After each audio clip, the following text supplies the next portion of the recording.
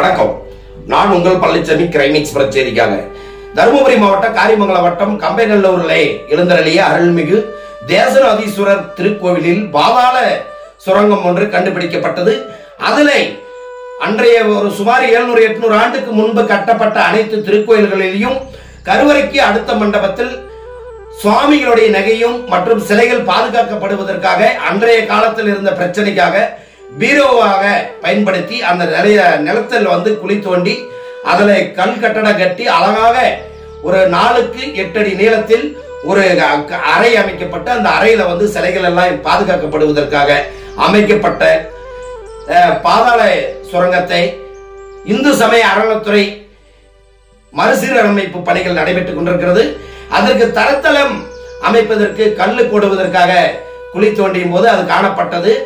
அது அனைத்து அதிகாரிகளுக்கு தெரிவிக்கப்பட்டு அதன் மூலமாக தொழில்துறை ஆய்வாளர் செல்வராஜ் அவர்களுடைய தலைமையில் இது ஆய்வு நடத்தப்பட்டதில் இதுல எந்த பொருளும் கிடைக்கவில்லை. ஆனால் பாதாள சுரங்கங்கள் அன்றைய காலத்தில் நகைகளும் சிலைகளும் பாதுகாக்கப்படுவதற்காக இந்த குழி தோண்டி வைக்கப்பட்டிருக்கிறார்கள் என்பதனை தெரிவிக்கப்பட்டனர். அதே சமயம் இங்க வரக்கூடிய பக்தர்களும் ஆவலுடன் எதிர்பார்த்து கொண்டிருக்கும் அனைத்து திருவிழா காலங்களிலேயும் மிக சிறப்பாக நடைபெறக்கூடிய அனைத்து திருக்கோயில்களையும் பராமரிப்பு செய்வதற்கு கம்பைநல்லூர்ல சுற்றியும் ஏராளமான திருக்கோயில்கள், ஏராளமான அதிசயங்கள், ஏராளமான பொக்கிஷங்களும் அமைந்திருக்கக்கூடிய ஒரு திருக்கோயிலாக தேசநாதீஸ்வரர் கோயில் ஒரு முன்னுதாரணமாக அமைந்திருக்கிறது.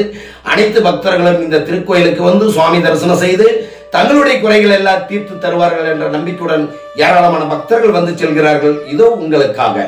நன்றி, வணக்கம்.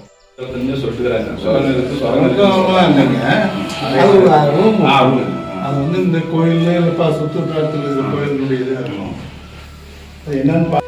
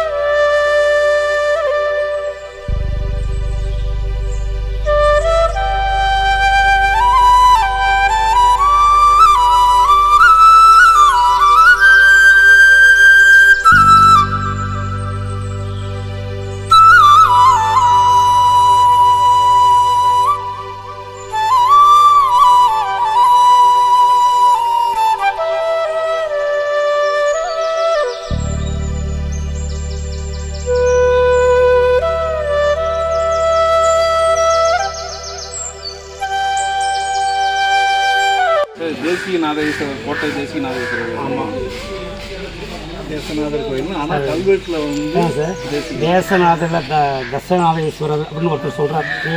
இது வந்து தசம் 10 அப்படின்னு சொல்கிறாரு. அது பெய்யா மெய்யா ஏதாவது அவங்களை கேட்குறாங்க.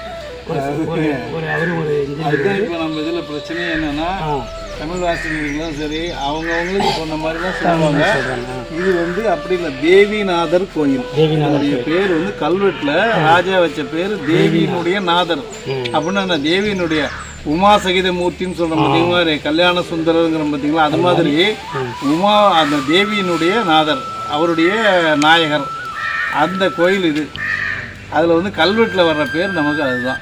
அப்புறம் அதுதான் மாறி இவங்க இந்த தேவிநாதரை ஒழுங்காக அது படிக்காத கல்வெட்டில் தேசநாதர்னு படிக்கிறது, தேவிநாதர்னு படிச்சுக்கிறது, அதெல்லாம் அவங்களுடைய இன்டர்பிரேஷன்.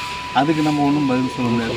ஒவ்வொருத்தருக்கும் நம்ம போய் விளக்கமும் சொல்ல முடியாது. கல்வெட்டில் வந்து பிரிண்டடு மெட்டீரியல் அது எல்லாமே கல்வெட்டில் இருக்குது. நீங்களே உட்காந்து இதை க்ளீன் பண்ணிங்கன்னா கல்வெட்டு வாட்டர் வாஷ் பண்ணிட்டேன்னா நீங்கள் உங்களுக்கு அது மிஸ்டேக் இருக்குது.